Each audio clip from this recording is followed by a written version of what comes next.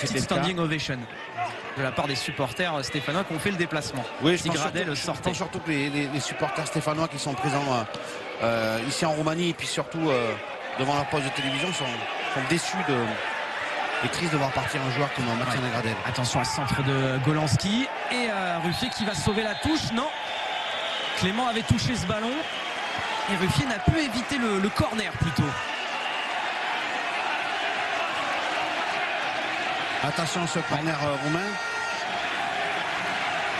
Pratiquement sur les coups de pied arrêtés que Saint-Etienne a été le plus en danger jusqu'à présent ce soir. Ça serait vraiment dommage de... Goropsov qui va chercher la deuxième poteau, c'était plongeant. Et Théophile Catherine qui allait au duel là avec Béjan mais qui est resté au sol. Allez, il va avoir lieu le changement là. On va revoir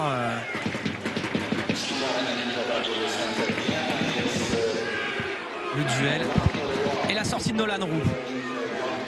La sortie de Nolan Roux, l'une des nouvelles recrues de Saint-Etienne, l'ancien joueur de Lille, qui n'aura pas marqué aujourd'hui. Il se sera procuré une occasion. Il était encore un petit peu juste aujourd'hui, notamment dans les duels. Et il va laisser sa place à Johan Molo. À tête basse. Pas forcément content de son match.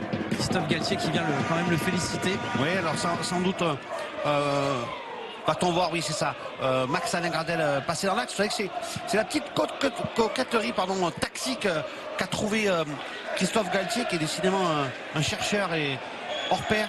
C'est de pouvoir jouer et terminer les matchs sans avant-centre de métier. Et Jonathan Brison qui va progresser. Max-Alain Gradel, la frappe de Romain Amouma. Le deuxième but, il est comme le premier, il est magnifique. 2-0 pour l'AS Saint-Etienne. La frappe enroulée de Romain Amouma, elle est parfaite, elle est imparable. Et un quart d'heure du terme de la partie, Saint-Etienne qui mène 2-0 face à Targou Mourech. Et une fois de plus, ce toucher de balle extraordinaire dont on parlait tout à l'heure de Romain Amouma qui a fait la différence. Décidément, la lucarne gauche roumaine est un endroit béni pour la Saint-Etienne ce soir. Oh là là, on a eu droit à 2 buts splendides. Tout d'abord de la part d'Ismaël Diomandé pour l'ouverture du score. Et regardez là, sur la remise de Max-Alain Gradel. Caviar, magnifique, sublime. Café crème et chocolat liégeois, comme on dirait dans un thé dansant. Petite frappe enroulée et brossée de l'intérieur du droit. C'est remarquablement fait de la part de Romain Amouma. Et 2-0 à l'extérieur. Très bonne opération pour les Stéphanois avant le match retour qui aura lieu jeudi prochain à Geoffroy Guichard. Ouais, on peut même dire que les Stéphanois peuvent d'ores et déjà commencer à se préparer pour les barrages fin août. Ce qui est plutôt une bonne nouvelle pour Christophe Galtier. On le disait tout à l'heure, hein, il y a beaucoup d'absents encore du côté de Saint-Etienne. Fabien Lemoine, Vincent Pajot, Renaud Coad aussi, qui est en phase de reprise après sa grave blessure au ligament croisé du genou gauche face au Paris Saint-Germain au mois de février. Alors que là, on va peut-être suivre. Ouais, mais il s'est fait subtiliser le ballon. Romain Amouma.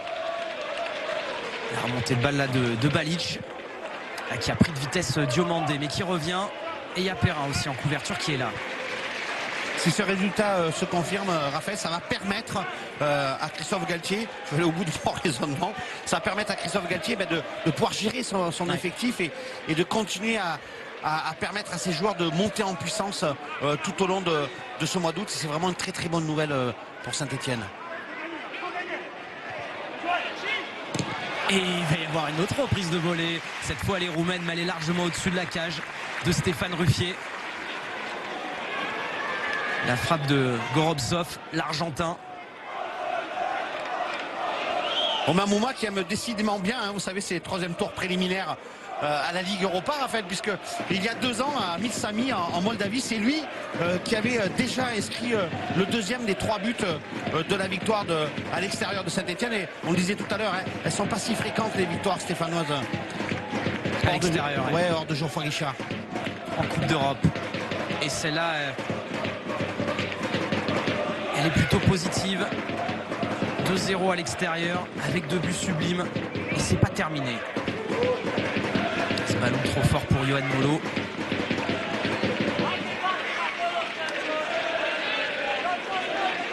Allez, Jérémy Clément fait tourner ce ballon. Diomandé, Perrin, bien joué ça pour Ismaël Diomandé dans l'axe. Maxala Gradel qui vient demander ce ballon, le réclamer, qui va le perdre, mais récupéré par les Stéphanois avec Brison. Gradel à nouveau. Ah, ils ne sont pas compris avec Yohan Molo. Ah, il n'a pas récupéré, non. Il y a le Sal là, qui était sorti de sa défense, il va même faire faute. Il était inquiet tout à l'heure hein, pour Mustapha Bayalsal qui, à un moment donné, est sorti par précaution se faire soigner. Ça va mieux. Allez, attention, Pogba là. La sortie de Ruffier. Et vous avez vu, Raphaël, petite cause, grand effet.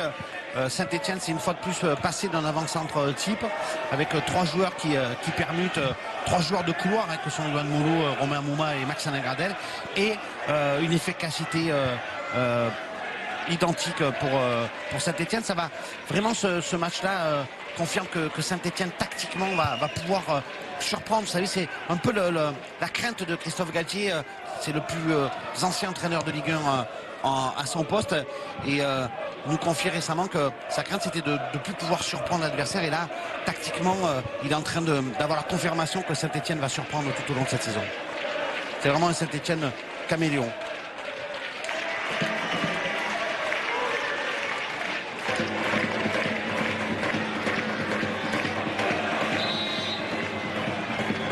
Il va y avoir un nouveau changement, non? Ce sera une touche. Ah voilà, changement. L'entrée de Manolov, le numéro 31, qui va remplacer Accent, qui était présenté comme le danger numéro 1. Qu'il a été, mais sans réussite. Il s'est finalement procuré les deux meilleures occasions de Targo Morush. La première, souvenez-vous, au second poteau, hein, où Saint-Etienne est passé pas loin de la catastrophe, puis après ce tir en force et à côté autour de la demi-heure de jeu. Remplacé par le Bulgare de 30 ans, Manolov. Et belle intervention de la part de Perrin, toujours aussi juste, qui était passé devant Ndoye, qui lui aura été à mon avis le meilleur roumain sur la pelouse ce soir hein. À 37 ans. Ouais, il a fait apprécier son volume déjà physique, son volume de jeu tout court, et puis sa qualité technique, mais il était un petit peu seul dans l'entrejeu roumain.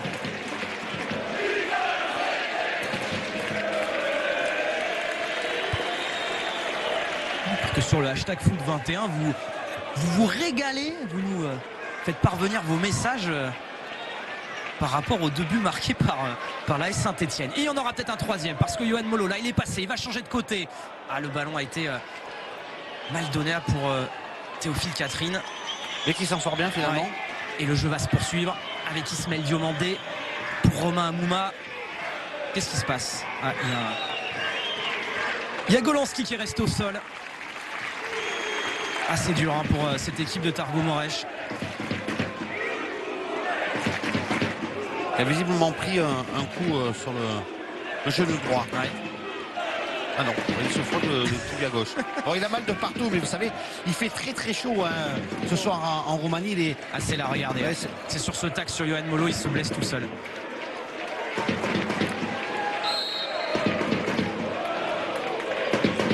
Il va rester. L'international polonais sur le terrain.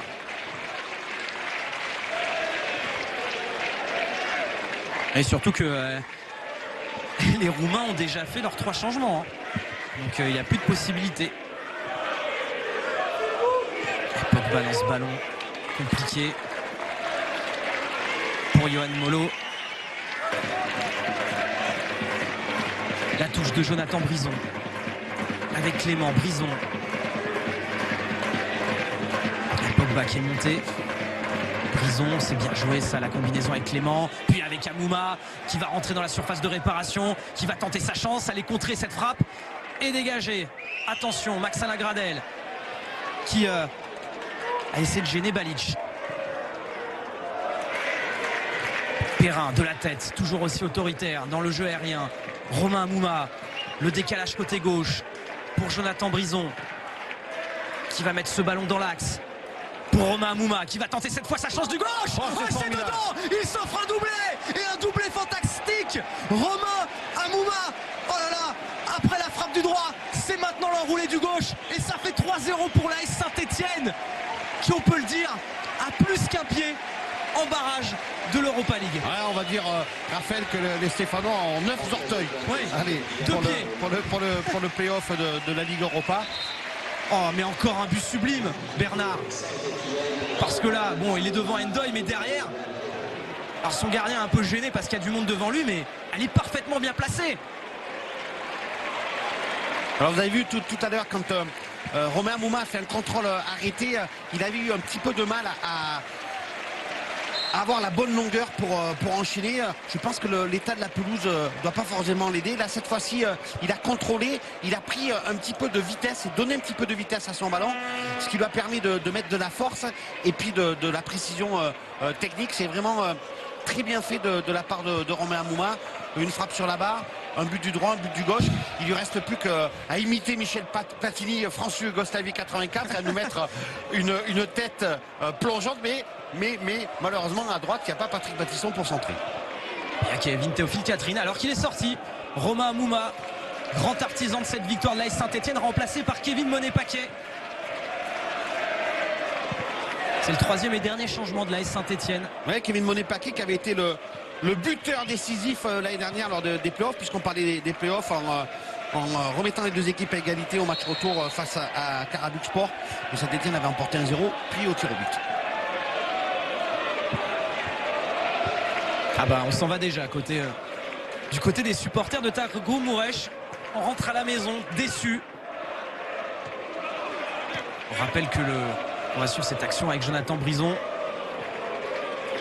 Le club est en grande difficulté financière. Et la remontée de balle. Ils ne sont pas partis sans payer leur place.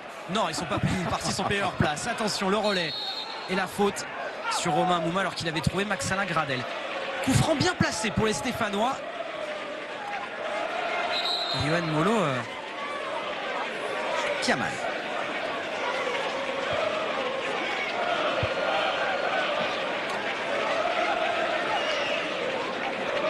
Ouais, il se fait un petit peu attraper, si vous m'excusez l'expression, par derrière, mais plus de peur que de mal visiblement pour Yohan Molo qui reprend sa place. Alors donc il n'y a pas Patrick Battiston qui va centrer. Oui. Et il n'y a plus Romain Mouma. Mais voilà. Il y a des grands gabarits et notamment on connaît la qualité sur le jeu aérien de Moustapha Bayalsal. Oui, par exemple. Et de Loïc Perrin, n'oubliez pas Loïc Perrin qui excelle dans le jeu de tête et sans oublier. Et la prise d'élan de Max-Alain Gradel. Il n'est pas la tentée directe. Max-Alain Gradel. Et s'il l'a tenté direct, il est gourmand. Pour son dernier match peut-être avec Saint-Etienne. Il y avait peut-être mieux à faire.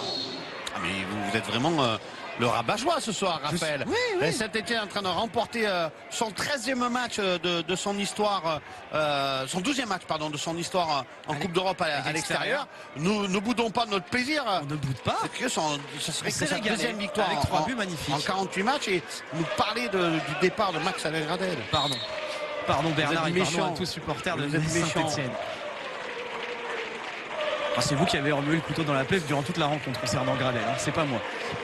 J'ai essayé de coller au plus près de l'info, pardonnez-moi.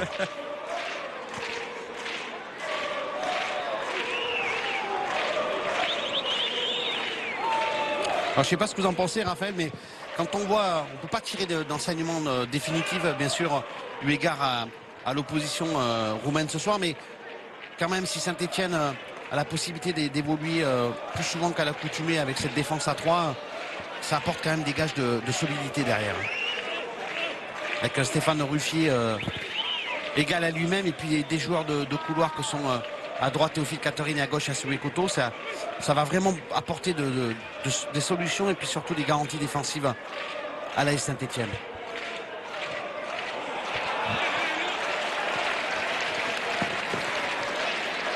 Je vous dis ça et puis dans les 5 dernières minutes ils vont en prendre 3. Non, quand même pas. On est entré à aller dans la 88e minute. Il y aura un peu d'arrêt de jeu avant d'aborder ce match retour. 3-0 à l'extérieur avant d'aborder ce match retour dans une semaine pour l'AS Saint-Etienne et avant le dimanche 9 août de démarrer le championnat avec un déplacement à Toulouse pour les Stéphanois. Alors j'en connais deux du côté Saint-Etienne qui doivent être contents, qui sont présents ce soir en Roumanie. C'est Roland Romeyer et Bernard Cayasso, parce qu'ils rêvent, les présidents, d'atteindre cette année la barre des 20 000 abonnés. Ce qui serait... Et attention à cette frappe d'Endoy, elle va passer à côté. Dans la tribune des abonnés de Targou Moresh, mais qui est vide. Ouais, il aura tout essayé, Endoy, mais il aurait été un petit peu trop seul pour essayer ce soir.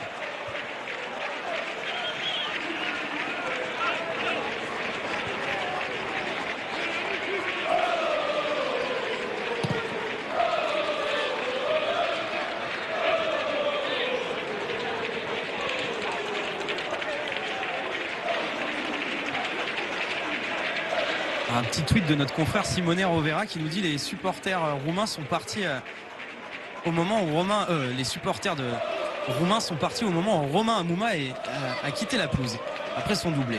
Vous avez compris qu'il n'y avait plus personne à voir. Oh, il est sévère, mais on le salue quand même. Simone est un petit peu dur. On a vu des bonnes choses de part et d'autre ce soir. On a vu un milieu de terrain qui manquait peut-être un petit peu de créativité, mais c'est pas la marque de fabrique de Jérémy Clément et de Ismaël Diomandé, mais ils ont été très solides dans la récupération. Je le répète, à part peut-être sur les phases arrêtées, notamment sur l'action d'Accent au second poteau, les Stéphanois ont finalement pas concédé beaucoup d'occasions.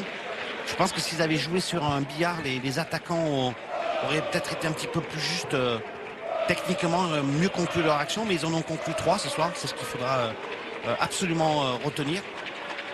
Cette victoire qui se dessine de la Saint-Etienne 3-0 à l'extérieur, comme Amil Sami au même tour il y a 2 ans en Moldavie, et ça laisse augurer de bonnes choses pour la Saint-Etienne.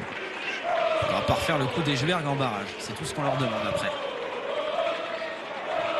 Oui, sachant que comme Saint-Etienne avait disparu de la scène européenne depuis leur parcours en 2008-2009 où ils avaient atteint les huitièmes de finale. Et attention à cette frappe de Jasvic, mais qui est passé à côté de la cage de Ruffier. Vous savez que l'indice UEFA cher à Giroud, mais c'est très important. Saint-Etienne avait commencé très bas il y a 3 ans, et c'est vrai que de gagner des matchs et d'essayer d'engranger des résultats, ça ne peut être que bénéfique à la Saint-Etienne. Il faut lui espérer aussi un tirage. Alors, il n'y a jamais de bon tirage avant, mais un tirage a priori clément pour que Saint-Etienne puisse rejouer cette phase de groupe de la Ligue Europa. Vous savez que la Coupe d'Europe, c'est dans l'ADN de la Saint-Etienne, et l'ADN de la Saint-Etienne, ça fait aussi partie du football français. C'est vraiment super de les revoir à ce niveau-là.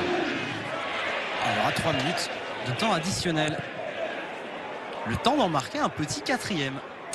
Je dirais pas non. Mais vous êtes gourmand, Raphaël. Mais les Stéphanois ont quand même placé la barre très très haute, parce qu'entre le but superbe de Bamba contre l'Ajax et les 3 buts de ce soir qui le sont tout autant, on est en droit d'attendre au match retour, ou pourquoi pas des l'ouverture du championnat à Toulouse, des ciseaux retournés, des têtes plongeantes à la plaque. Ça n'arrivera malheureusement pas tout le temps.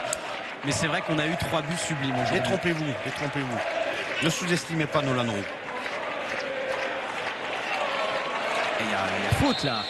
Oui, il y a faute sur Kevin Monet-Paquet. Il va prendre un carton jaune pour avoir tiré le maillot de Monet-Paquet. Endoy. Il aura décidément tout fait, l'ami Endoy, ce soir. Et c'est vrai que là, il peut... mais je le comprends, Endoy, parce que ce maillot est tellement beau que ça y est, tout de suite. Il voulait en attraper un et il en voulait un. Je suppose que Moustapha Bayelsal, son copain, lui en donnera un après le match. Ils veulent s'échanger les maillots, les deux Sénégalais. Endoy, encore lui justement, pour amorcer peut-être l'une des dernières occasions de Targou Moresh. Mais c'est récupéré par Ruffier, qui aura eu quelques ballons à aller chercher. Puis il y a eu notamment en revanche une frappe avec le rebond qui a failli le déstabiliser. Ouais, qui a failli le surprendre, mais il s'est tout de suite, ça c'est la marque des grands gardiens, Stéphane Ruffier, c'est de suite parfaitement repris sur le corner en sortant chercher le ballon, en s'imposant dans sa surface. Et là au final a rendu une copie propre.